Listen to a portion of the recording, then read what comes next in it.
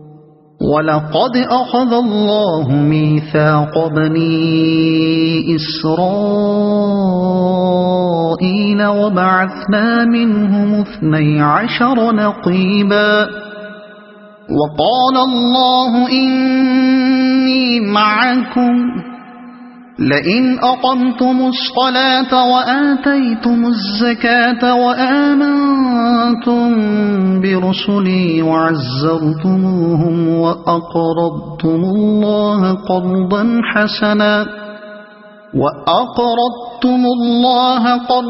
حسنا لأكفرن عنكم سيئاتكم ولأدخلنكم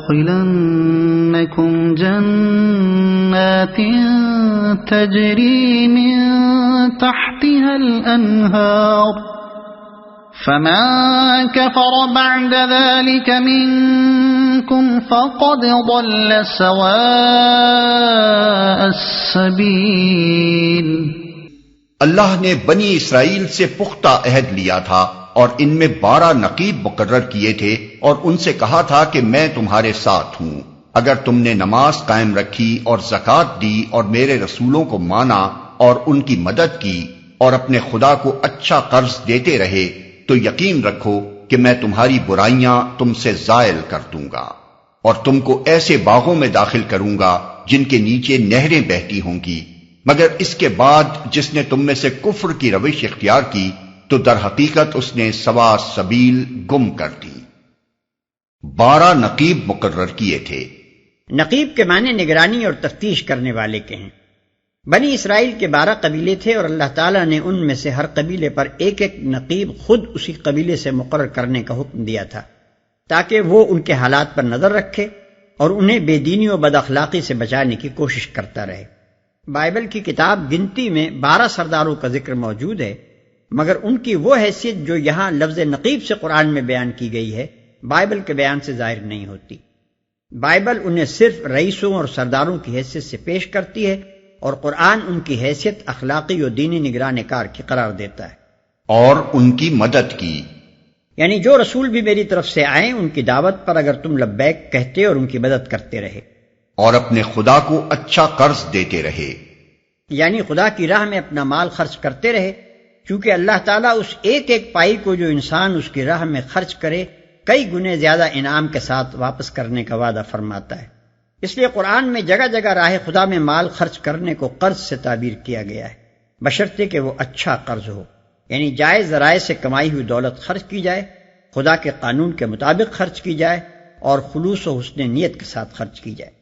تو یقین رکھو کہ میں تمہاری برائیاں تم سے زائل کر دوں گا۔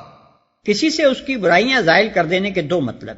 ایک یہ کہ راہ راست کو اختیار کرنے اور خدا کی ہدایت کے مطابق فکر و عمل کے صحیح طریقے پر چلنے کا لازمی نتیجہ یہ ہوگا کہ انسان کا نفس بہت سی برائیوں سے اور اس کا طرز زندگی بہت سی خرابیوں سے پاک ہوتا چلا جائے گا۔ دوسرے یہ کہ اس اصلاح کے باوجود اگر کوئی شخصیت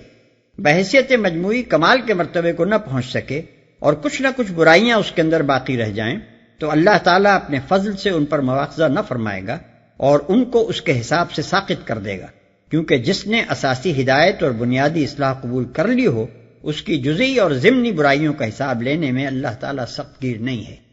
سوا سبیل، یعنی اس نے سوا سبیل کو پا کر پھر کھو دیا اور وہ تباہی کے راستوں میں بھٹک نکلا۔ سوا سبیل کا ترجمہ توسط و اعتدال کی شاہراہ کیا جا سکتا ہے، مگر اس سے پورا مفہوم ادا نہیں ہوتا، اسی لیے ہم نے ترجمے میں اصل لفظ ہی کو جوں کا توں لے لیا ہے۔ اس لفظ کی معنویت کو سمجھنے کے لیے پہلے یہ ذہن نشین کر لینا چاہیے کہ انسان بجائے خود اپنی ذات میں ایک عالم اصغر ہے جس کے اندر بے شمار مختلف قوتیں اور قابلیتیں ہیں، خواہشیں ہیں، جذبات اور رجحانات ہیں، نفس اور جسم کے مختلف مطالبے ہیں، روح اور طبیعت کے مختلف تقاضے ہیں۔ پھر ان افراد کے ملنے سے جو اجتماعی زندگی بنتی ہے وہ بھی بے حد و حساب پیچیدہ تعلقات سے مرکب ہوتی ہے، اور تمدن و تہذیب کے نشو و نما کے ساتھ ساتھ اس کی پیچیدگیاں بڑھتی چلی جاتی ہیں۔ پھر دنیا میں جو سامان زندگی انسان کے چاروں طرف پھیلا ہوا ہے اس سے کام لینے اور اس کو انسانی تمدن میں استعمال کرنے کا سوال بھی انفرادی اور اجتماعی حیثیت سے بکثرت شاخ در شاخ مسائل پیدا کرتا ہے۔ انسان اپنی کمزوری کی وجہ سے اس پورے عرصہ حیات پر بیک وقت ایک متوازن نظر نہیں ڈال سکتا۔ اس بنا پر انسان اپنے لیے خود زندگی کا کوئی ایسا راستہ بھی نہیں بنا سکتا جس میں اس کی ساری قوتوں کے ساتھ انصاف ہو، اس کی تمام خواہشوں کا ٹھیک ٹھیک حق ادا ہو جائے، اس کے سارے جذبات اور رجحانات میں توازن قائم رہے، اس کے سب اندرونی و بیرونی تقاضے تناسب کے ساتھ پورے ہوں، اس کی اجتماعی زندگی کے تمام مسائل کی مناسب رعایت ملحوظ ہو اور ان سب کا ایک ہموار اور متناسب حل نکل آئے، اور مادی اشیاء کو بھی شخصی اور تمدنی زندگی میں عدل، انصاف اور حق شناسی کے ساتھ استعمال کیا جاتا رہے۔ جب انسان خود اپنا رہنما اور اپنا شارع بنتا ہے تو حقیقت کے مختلف پہلوؤں میں سے کوئی ایک پہلو، زندگی کی ضرورتوں میں سے کوئی ایک ضرورت، حل طلب مسئلوں میں سے کوئی ایک مسئلہ اس کے دماغ پر اس طرح مسلط ہو جاتا ہے کہ دوسرے پہلوؤں اور ضرورتوں اور مسئلوں کے ساتھ وہ بالارادہ یا بلا ارادہ بے انصافی کرنے لگتا ہے، اور اس کی اس رائے کے زبردستی نافذ کیے جانے کا نتیجہ یہ ہوتا ہے کہ زندگی کا توازن بگڑ جاتا ہے اور وہ بے اعتدالی کی کسی ایک انتہا کی طرف ٹیڑھی چڑھنے لگتی ہے۔ پھر جب یہ ٹیڑھی چال اپنی آخری حدود پر پہنچتے پہنچتے انسان کے لیے ناقابل برداشت ہو جاتی ہے تو وہ پہلو اور وہ ضروریات اور وہ مسائل جن کے ساتھ بے انصافی ہوئی تھی بغاوت شروع کر دیتے ہیں اور زور لگانا شروع کرتے ہیں کہ ان کے ساتھ انصاف ہو، مگر انصاف پھر بھی نہیں ہوتا، کیونکہ پھر وہی عمل رونما ہوتا ہے کہ ان میں سے کوئی ایک جو سابق بے اعتدالی کی بدولت سب سے زیادہ دبایا گیا تھا انسانی دماغ پر حاوی ہو جاتا ہے اور اسے اپنے مخصوص مقتضا کے مطابق ایک خاص رخ پر بہا لے جاتا ہے، جس میں پھر دوسرے پہلوؤں اور ضرورتوں اور مسئلوں کے ساتھ بے انصافی ہونے لگتی ہے۔ اس طرح انسانی زندگی کو کبھی سیدھا چلنا نصیب نہیں ہوتا، ہمیشہ وہ ہچکولے ہی کھاتی رہتی ہے اور تباہی کے ایک کنارے سے دوسرے کنارے کی طرف ڈھلکتی چلی جاتی ہے۔ تمام وہ راستے جو خود انسان نے اپنی زندگی کے لیے بنائے ہیں خط منحنی کی شکل میں واقع ہیں، غلط سمت سے چلتے ہیں اور غلط سمت پر ختم ہو کر پھر کسی دوسری غلط سمت کی طرف مڑ جاتے ہیں۔ ان بہت سے ٹیڑھے اور غلط راستوں کے درمیان ایک ایسی راہ جو بالکل وسط میں واقع ہو، جس میں انسان کی تمام قوتوں اور خواہشوں کے ساتھ، اس کے تمام جذبات اور رجحانات کے ساتھ، اس کی روح اور جسم کے تمام مطالبوں اور تقاضوں کے ساتھ اور اس کی زندگی کے تمام مسائل کے ساتھ پورا انصاف کیا گیا ہو، جس کے اندر کوئی ٹیڑھ، کوئی کجی، کسی پہلو کی بیجا رعایت اور کسی دوسرے پہلو کے ساتھ ظلم اور بے انصافی نہ ہو۔ انسانی زندگی کے صحیح ارتقاء اور اس کی کامیابی و بامرادی کے لیے سخت ضروری ہے۔ انسان کی عین فطرت اس راہ کی طالب ہے اور مختلف ٹیڑھے راستوں سے بار بار اس کے بغاوت کرنے کی اصل وجہ یہی ہے کہ وہ اس سیدھی شاہراہ کو ڈھونڈتی ہے، مگر انسان خود اس شاہراہ کو معلوم کرنے پر قادر نہیں ہے۔ اس کی طرف صرف خدا رہنمائی کر سکتا ہے، اور خدا نے اپنے رسول اسی لیے بھیجے ہیں کہ اس راہ راست کی طرف انسان کی رہنمائی کریں۔ قرآن اسی راہ کو سواء السبیل اور صراط مستقیم کہتا ہے۔ یہ شاہراہ دنیا کی اس زندگی سے لے کر آخرت کی دوسری زندگی تک بے شمار ٹیڑھے راستوں کے درمیان سے سیدھی گزرتی چلی جاتی ہے۔ جو اس پر چلا وہ یہاں راست رو اور آخرت میں کامیاب و بامراد ہے، اور جس نے اس راہ کو گم کر دیا وہ یہاں غلط بھی، غلط رو اور غلط کار ہے، اور آخرت میں لا محالہ اسے دوزخ میں جانا ہے، کیونکہ زندگی کے تمام ٹیڑھے راستے دوزخ ہی کی طرف جاتے ہیں۔ موجودہ زمانے کے بعض نادان فلسفیوں نے یہ دیکھ کر کہ انسانی زندگی پے در پے ایک انتہا سے دوسری انتہا کی طرف دھکے کھاتی چلی جا رہی ہے، یہ غلط نتیجہ نکال لیا کہ جدلی عمل، ڈائیلیکٹیکل پروسیس انسانی زندگی کے ارتقاء کا فطری طریق ہے۔ وہ اپنی حماقت سے یہ سمجھ بیٹھے کہ انسان کے ارتقاء کا راستہ یہی ہے کہ پہلے ایک انتہا پسندانہ دعویٰ تھیسس اسے ایک رخ پر بہا لے جائے، پھر اس کے جواب میں وہ دوسرا ویسا ہی انتہا پسندانہ دعویٰ اینٹی تھیسس اسے دوسری انتہا کی طرف کھینچے، اور پھر دونوں کے امتزاج سنتھیسس سے ارتقاء حیات کا راستہ بنے۔ حالانکہ دراصل یہ ارتقاء کی راہ نہیں ہے، بلکہ بدنصیبی کے دھکے ہیں جو انسانی زندگی کے صحیح ارتقاء میں بار بار مانع ہو رہے ہیں۔ ہر انتہا پسندانہ دعویٰ زندگی کو اس کے کسی ایک پہلو کی طرف موڑتا ہے اور اسے کھینچے لیے چلا جاتا ہے، یہاں تک کہ جب وہ سواء السبیل سے بہت دور جا پڑتی ہے تو خود زندگی ہی کی بعض دوسری حقیقتیں جن کے ساتھ بے انصافی ہو رہی تھی اس کے خلاف بغاوت شروع کر دیتی ہیں، اور یہ بغاوت ایک جوابی دعوے کی شکل اختیار کر کے اسے مخالف سمت میں کھینچنا شروع کرتی ہے۔ جوں جوں سواء السبیل قریب آتی ہے ان متصادم دعووں کے درمیان مصالحت ہونے لگتی ہے، اور ان کے امتداد سے وہ چیزیں وجود میں آتی ہیں جو انسانی زندگی میں نافع ہیں۔ لیکن جب وہاں نہ سواء السبیل کے نشانات دکھائی دینے والی روشنی موجود ہوتی ہے اور نہ اس پر ثابت قدم رکھنے والا ایمان، تو وہ جوابی دعویٰ زندگی کو اس مقام پر ٹھہرنے نہیں دیتا، بلکہ اپنے زور میں اسے دوسری جانب انتہا تک کھینچتا چلا جاتا ہے، یہاں تک کہ پھر زندگی کی کچھ دوسری حقیقتوں کی نفی شروع ہو جاتی ہے اور نتیجے میں ایک دوسری بغاوت اٹھ کھڑی ہوتی ہے۔ اگر ان کم نظر فلسفیوں تک قرآن کی روشنی پہنچ گئی ہوتی اور انہوں نے سوا سبیل کو دیکھ لیا ہوتا تو انہیں معلوم ہو جاتا کہ انسان کے لیے ارتقاء کا صحیح راستہ یہی سوا سبیل ہے، نہ کہ خط منحنی پر ایک انتہا سے دوسری انتہا کی طرف دھکے کھاتے پھرنا۔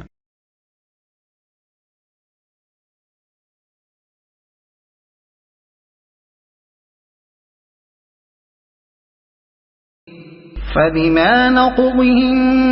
ميثاقهم لعناهم وجعلنا قلوبهم قاسية يحرفون الكلم عن مواضعه ونسوا حظا مما ذكروا به ولا تزال تطلع على خائنة منهم إلا قليلا منهم فاعف عنهم واصفح إن الله يحب المحسنين۔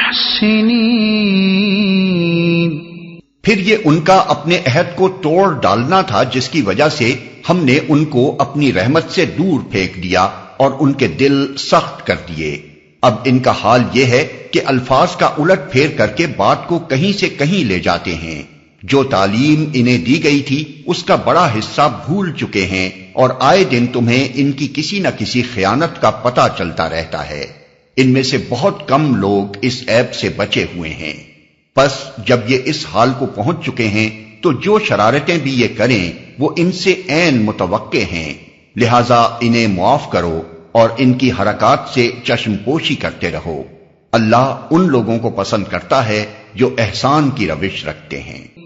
وَمِنَ الَّذِينَ قَالُوا إِنَّا نَصَارَى أَخَذْنَا مِيثَاقَهُمْ فَنَسُوا حَظًّا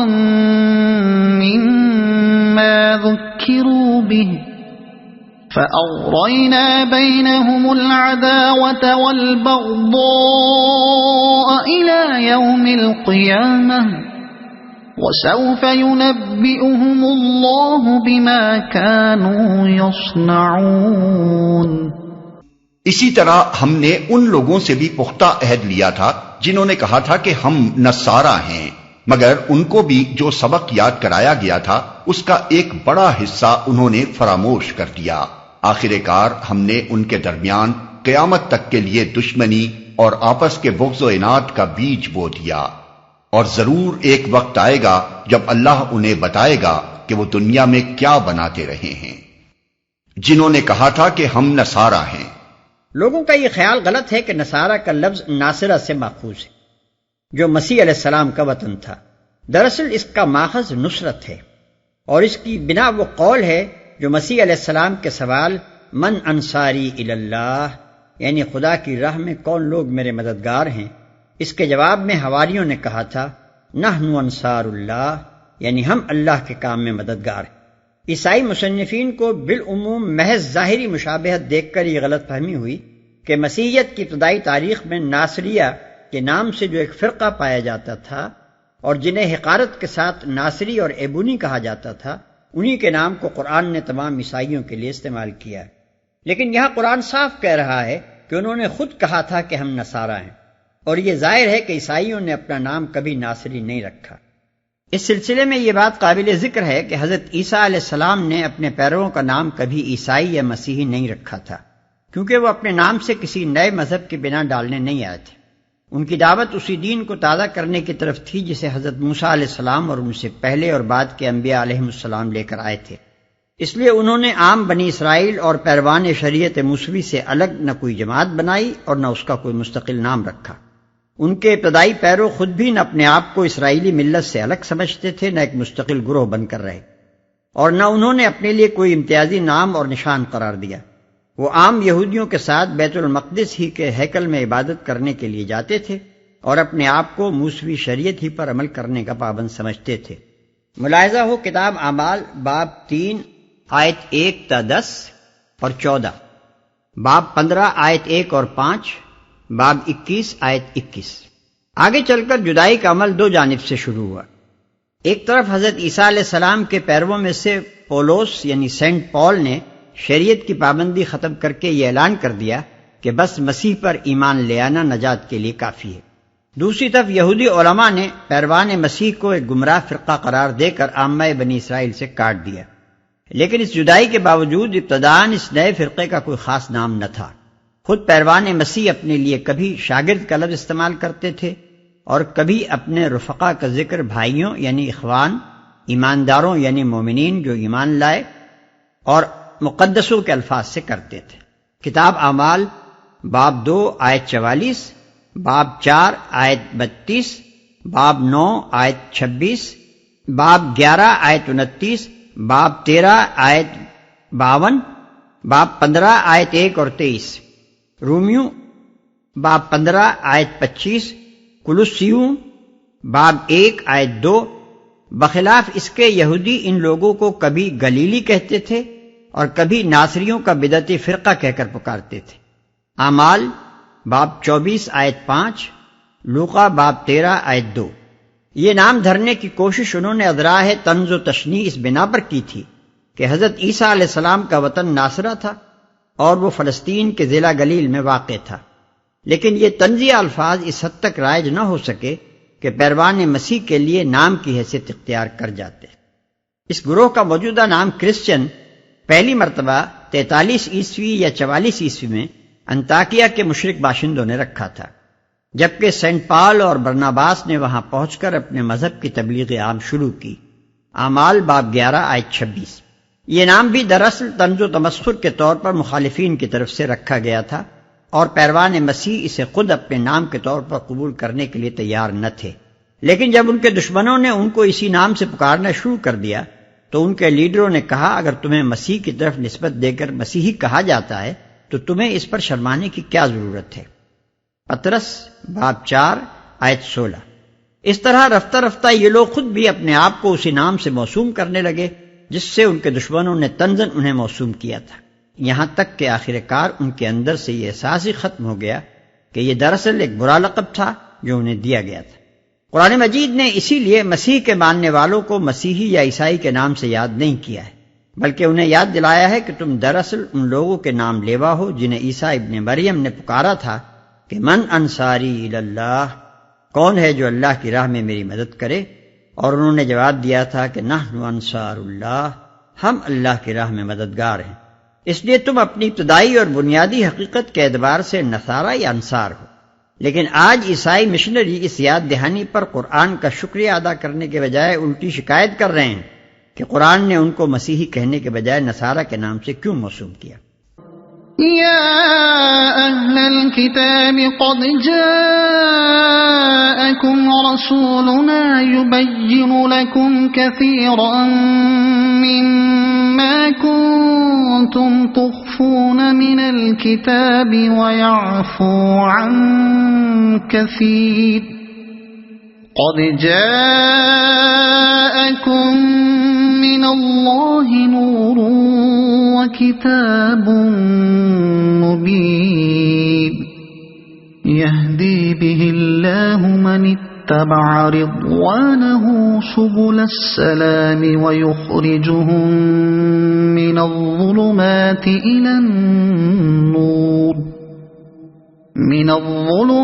إلى النور بإذنه ويهديهم إلى صراط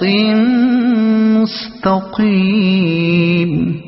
اے اہل کتاب، ہمارا رسول تمہارے پاس آ گیا ہے جو کتاب الہی کی بہت سی ان باتوں کو تمہارے سامنے کھول رہا ہے جن پر تم پردہ ڈالا کرتے تھے، اور بہت سی باتوں سے درگزر بھی کر جاتا ہے۔ تمہارے پاس اللہ کی طرف سے روشنی آ گئی ہے اور ایک ایسی حق نما کتاب جس کے ذریعے سے اللہ تعالیٰ ان لوگوں کو جو اس کی رضا کے طالب ہیں سلامتی کے طریقے بتاتا ہے، اور اپنے اذن سے ان کو اندھیروں سے نکال کر اجالے کی طرف لاتا ہے اور راہ راست کی طرف ان کی رہنمائی کرتا ہے۔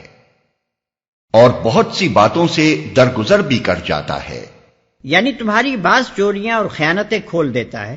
جن کا کھولنا دین حق کو قائم کرنے کے لیے ناگزیر ہے، اور بعض سے چشم پوشی اختیار کر لیتا ہے جن کے کھولنے کی کوئی حقیقی ضرورت نہیں ہے۔ سلامتی کے طریقے بتاتا ہے۔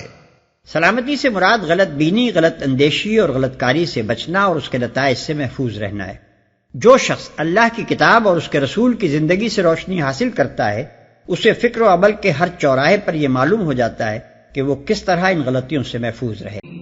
لقد كفر الذين قالوا إن الله هو المسيح ابن مريم قل فمن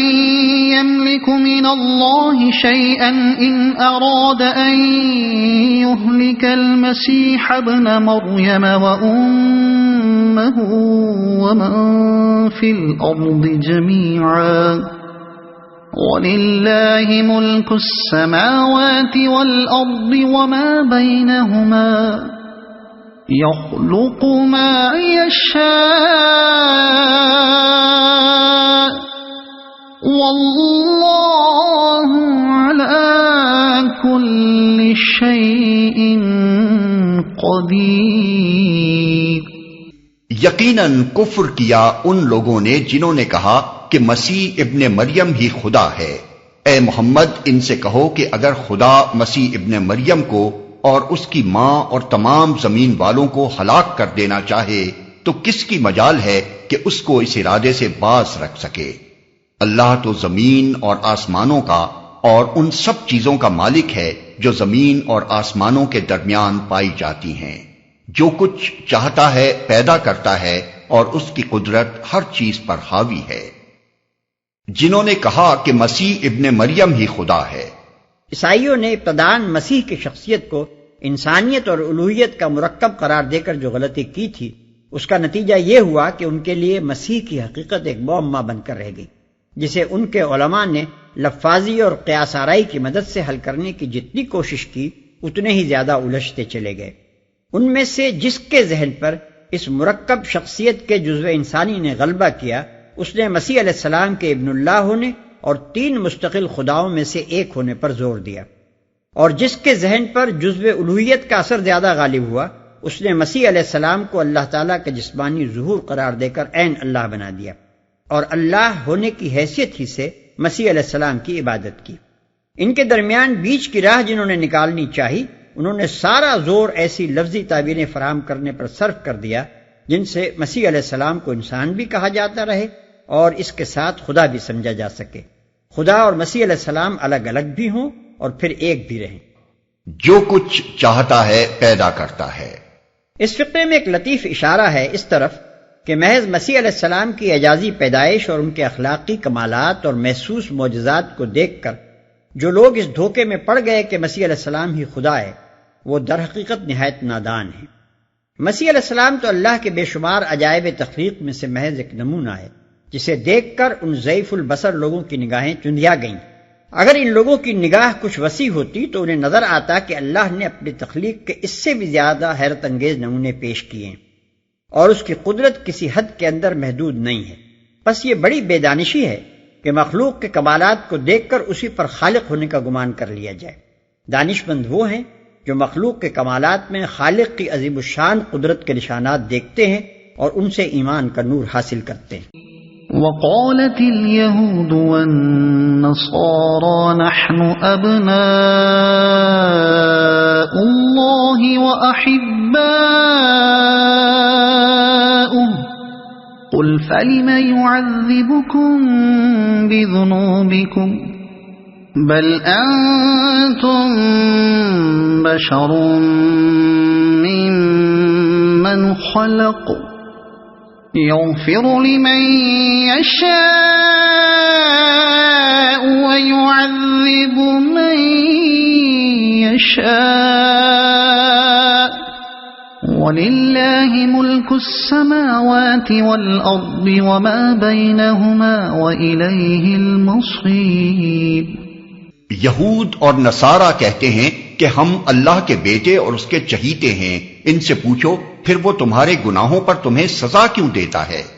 در حقیقت تم بھی ویسے ہی انسان ہو جیسے اور انسان خدا نے پیدا کیے ہیں۔ وہ جسے چاہتا ہے معاف کرتا ہے اور جسے چاہتا ہے سزا دیتا ہے۔ زمین اور آسمان اور ان کی ساری موجودات اس کی ملک ہیں اور اسی کی طرف سب کو جانا ہے۔ يا أهل الكتاب قد جاءكم رسولنا يبين لكم على فترة من الرسل أن تقولوا ما جاءنا من بشير ولا نذير فقد جاءكم بشير ونذير والله على كل شيء قدير۔ اے اہل کتاب، ہمارا یہ رسول ایسے وقت تمہارے پاس آیا ہے اور دین کی واضح تعلیم تمہیں دے رہا ہے جبکہ رسولوں کی آمد کا سلسلہ ایک مدت سے بند تھا، تاکہ تم یہ نہ کہہ سکو کہ ہمارے پاس کوئی بشارت دینے والا اور ڈرانے والا نہیں آیا۔ سو دیکھو اب وہ بشارت دینے والا اور ڈرانے والا آ گیا اور اللہ ہر چیز پر قادر ہے۔ اس موقع پر یہ فقرہ نہایت بلیغ و لطیف ہے۔ اس کا مطلب یہ بھی ہے کہ جو خدا پہلے بشارت دینے والے اور ڈرانے والے بھیجنے پر قادر تھا، اسی نے محمد صلی اللہ علیہ وسلم کو اس خدمت پر مامور کیا ہے اور وہ ایسا کرنے پر قادر تھا۔ دوسرا مطلب یہ ہے کہ اگر تم نے اس بشیر و نذیر کی بات نہ مانی تو یاد رکھو کہ اللہ قادر و توانا ہے، ہر سزا جو وہ تمہیں دینا چاہے بلا مزاحمت دے سکتا ہے۔